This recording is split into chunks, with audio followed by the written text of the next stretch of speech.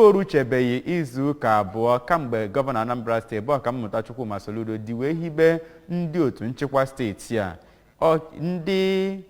ndị otu kabinet ya nakwazi ndị odeakwụkwọ kpụtọrọkpụ dị iche iche nwegasịrị na steeti a bụ ndị ejigo maka ha chịkọba ọgbakọ ọzụzụ abalị abụọ iji wee kwado ha maka ọrụ chere ha n'ihu. Ya bụ ọgbakọ ntụgharị uche nke na-ewere ọnọdụ na Anambra International Convention Center Ọka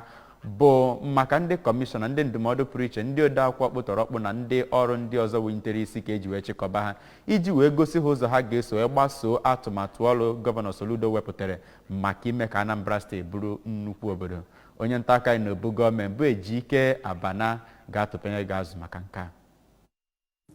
Otu ihe kpatara eji wee chịkọba ya bụ ọgbakọ bụ iji wee mee ka mmadụ dum ha na Ọkammụta Soludo ga-alụ ọrụ nwee ike nọkọ ọnụ. Ekpokọbukwara ya bụ ọgbakọ iji wee kụziere ha iwu dị iche iche ji onye na-arụ ọrụ oyibo. Dịka ọ na-agwa ndị nta akụkọ okwu ka e mesịrị ya bụ ọgbakọ, Gọvanọ Soludo kọwara na ya bụ ọgbakọ dị nnọọ ezi mkpa n'ihi na ọ ga-enyere aka ka ndị ha na ya ga-arụ wee mara ebe a na-eje ka ya bụ njem wee dị larịị. Ọ gara n'iru kọwaa na akwụkwọ atọ gụnyere campaign manifesto ya, Vision 2070 report nakwa joint handover report bụ nnọọ nke dị oke mkpa na njem a na-eme. Na mbụ ka ode akwụkwọ gọọmenti steeti a bụ Ọkammụta Sorochukwu Lobele toro nnọọ gọvanọ maka ikpokọba ndị otu ESCO ya n'oge na-adịghị anya. Ụfọdụ ndị kụziri ihe na ya bụ ọgbakọ, ma ndị kụziri n'ikuku ma ndị bịara n'onwe ha, gụnyere minista na-ahụ maka okporo ụzọ,